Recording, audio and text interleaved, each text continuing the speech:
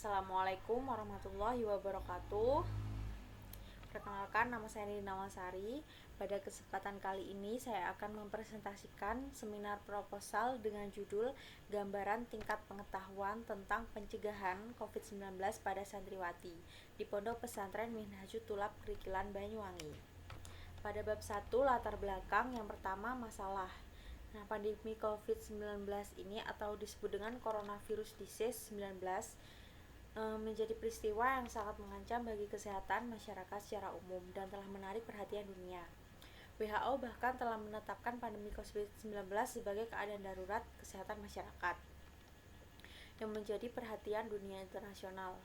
Pandemi COVID-19 yang melanda dunia dan Indonesia ini berpengaruh sangat besar terhadap sektor ekonomi, transportasi, bahkan sektor pendidikan juga mengalami perubahan yang besar.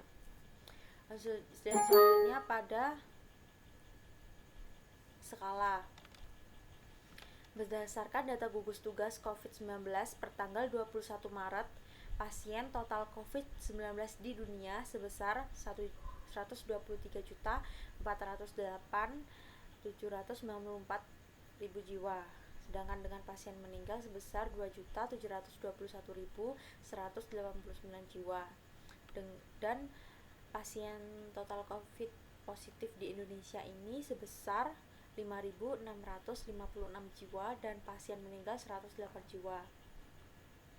Di Provinsi Jawa Timur, kasus terkonfirmasi positif sebesar 136.092 jiwa dengan akumulasi 9,3%, dengan pasien meninggal sebesar 24 jiwa.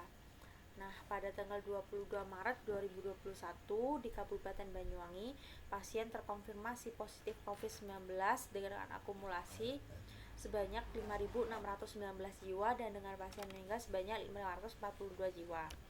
Yang selanjutnya pada kronologi, COVID-19 ini merupakan penyakit jenis baru dan dengan tanda dan gejala seperti gangguan pernafasan akut, lalu demam, batuk, dan sesak nafas. Bahkan dengan gejala yang berat bisa menyebabkan pneumonia dan sindrom pernafasan akut, bahkan kematian. Lalu solusi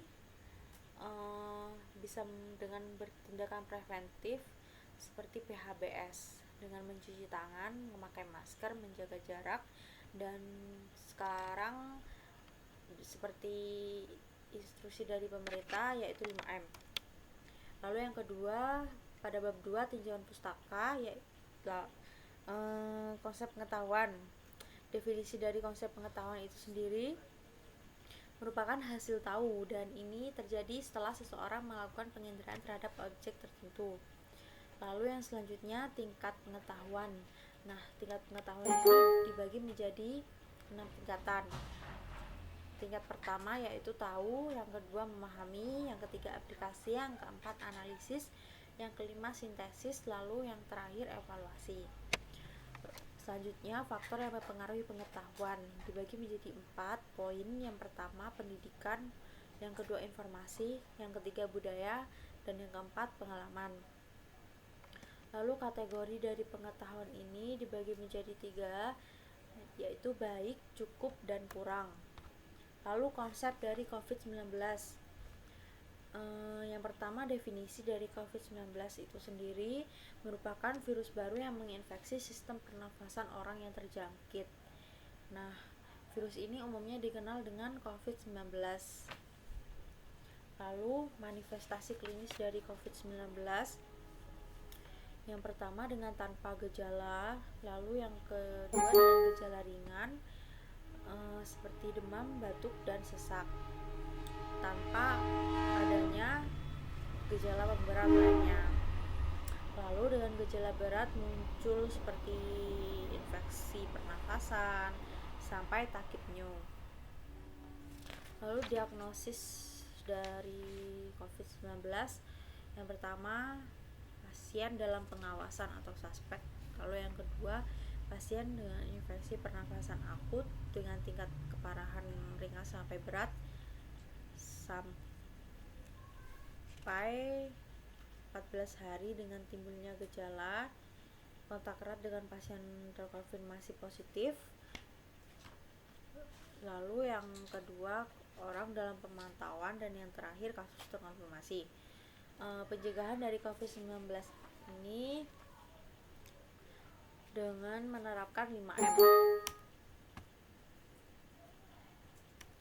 Lalu kerangka konsep yang dengan variabel yang tidak diteliti, yaitu tingkat pengetahuan, dan variabel yang diteliti adalah pencegahan dari COVID-19. Lalu yang bab ketiga, metode penelitian. Pada desain penelitian ini dengan jenis penelitian deskriptif dengan rancangan cross-seksional untuk menilai bagaimana pemahaman santriwati terhadap pencegahan COVID-19 dengan pemberian kuesioner. Lalu populasi dan sampel penelitian. Seluruh santriwati di Pondok Pesantren Minhajul Tulab Krikilan. Lalu lokasi dan waktu penelitian, bertempat di Pondok Pesantren Minhajul Tulab Krikilan, Banyuwangi, dengan waktu April sampai Mei 2021, dengan alat dan bahan penelitian lembar kuesioner dengan jumlah soal 20 soal menggunakan skala Likert. Terima kasih, sekian presentasi dari saya. Wassalamualaikum warahmatullahi wabarakatuh.